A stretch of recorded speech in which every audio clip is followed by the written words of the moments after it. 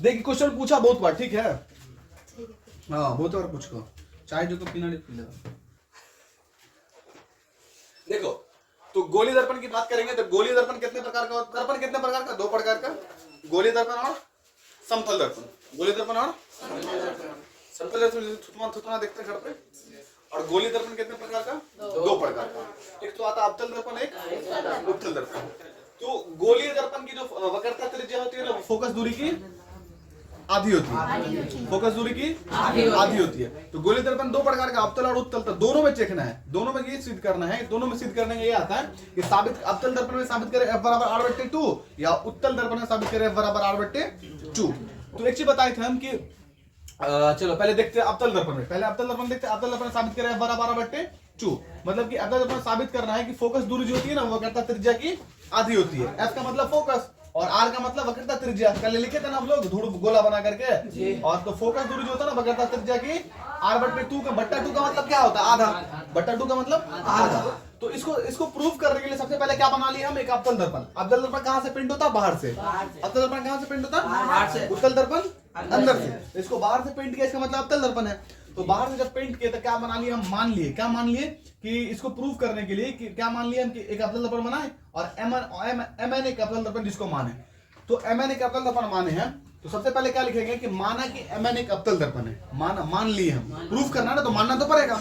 तो माना कि mn एक अवतल दर्पण है जिसका p क्या है, ध्रुव।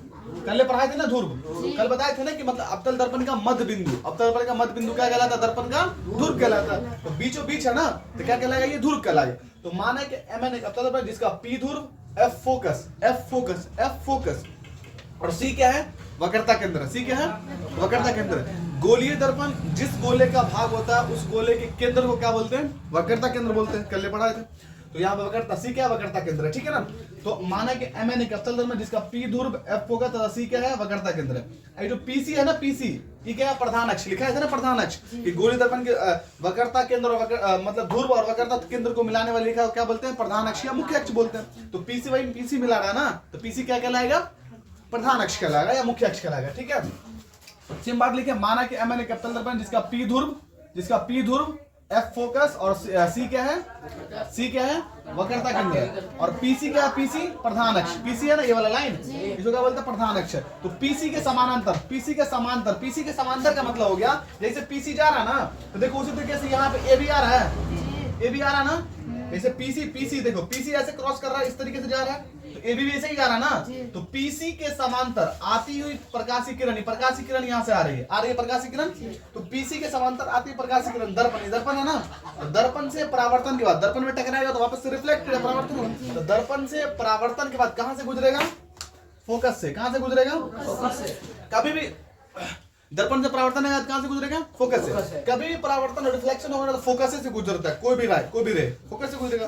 तो भाई बात लिखिए कि पीसी के समानांतर आती प्रकाश किरण दर्पण से परावर्तन के बाद मुख्य फोकस कहां से गुजरेगा, एफ से होकर गुजरेगा। सेम बात लिखिए, फोकस एफ से होकर गुजरेगा। तो प्रकाश के परावर्तन के नियम के अनुसार, किसके नियम के अनुसार, प्रकाश के परावर्तन के नियम के अनुसार। तो प्रकाश का परावर्तन के नियम से एंगल एबीसी बराबर एंगल सीबीएफ। अब एंगल एबीसी क्या, देखो एंगल ए बी और सी, मतलब ये वाला एंगल है ना, एंगल ए बी सी, ये बराबर हुआ किसके, सी सी बी एफ के, मतलब ये वाला एंगल होगा ना। प्रकाश का परावर्तन पढ़े थे, क्या पढ़े थे हम, दूसरा मतलब परावर्तन का नियम क्या था कि आपतन कोण का मान परावर्तन कोण के बराबर होता है। देखो तो ये आपतन कोण हुआ, आई वाला आपतन कोण हुआ ना, आर वाला परावर्तन कोण हुआ, तो दोनों बराबर हुआ कि नहीं होगा।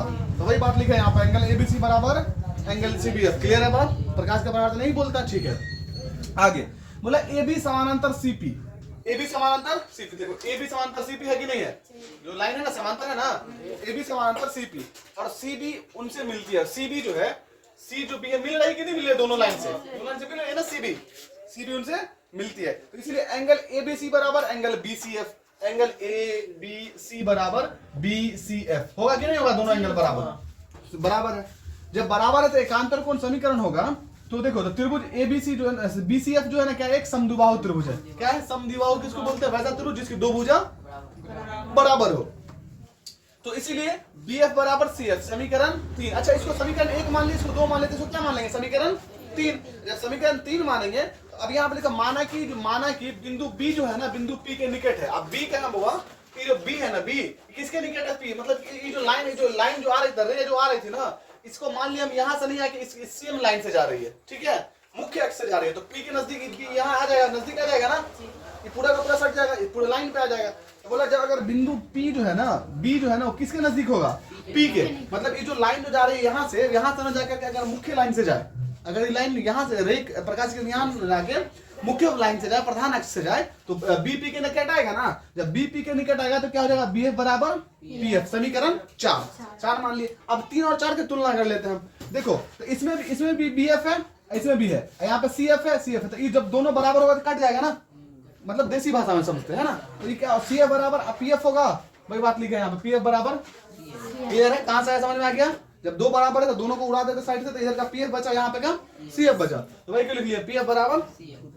अतः बिंदु एफ पीसी का क्या है, मध्य बिंदु है। ये जो एफ है, एफ जो है, ये जो पीसी वाली लाइन है, इसका बीचों बीच है कि नहीं है, है ना, तो वही बात लिखे है, एफ जो है ना पीसी का क्या है, मध्य बिंदु है। तो पीएफ बराबर पीसी बट्टा 2 होगा, नहीं होगा। अगर हम त्रिभुज बनाए थे, त्रिभुज जो पढ़ते थे, तो ये जो है आर जो था, तो हम डी का आधा लिखते थे ना, डी बराबर आर, मतलब आर बराबर क्या लिखते थे, डी बट्टा 2 लिखते थे ना। ये पूरा है, इसका मध्य बिंदु आर है, मतलब सी है, इसका आधा था, आर लिखते थे ना, डी बट्टा 2, वही बात है यहाँ पे। इसका मध्य बिंदु है, तो क्या लिखेंगे हम, पीएफ बराबर पीसी बट्टा 2 नहीं लिख सकते हैं, लिख सकते हैं, लिख सकते हैं, तो लिख सकते हैं। तो अब पीएफ तथा पीसी को मान रखने पर, जब मान रखेंगे तो हम जानते हैं कि पीसी ये जो लाइन है ना, इसका जब सब रख देंगे तो सी को हम लोग क्या बोलते हैं, वक्रता केंद्र, एफ को फोकस, पी को ध्रुव, और वक्रता केंद्र, और फिर वक्रता त्रिज्या, ये वक्रता त्रिज्या होगा ना, तो एफ बराबर अगर हम करेंगे तो पीसी की जगह लिख सकते हैं आर, वक्रता त्रिज्या, और बट्टा 2, तो पहले से बट्टा 2, इसी को लिख दिया एफ बराबर आर बट्टे 2, मतलब सेम बात है, क्लियर है बात, समझ में आ रहा है ना।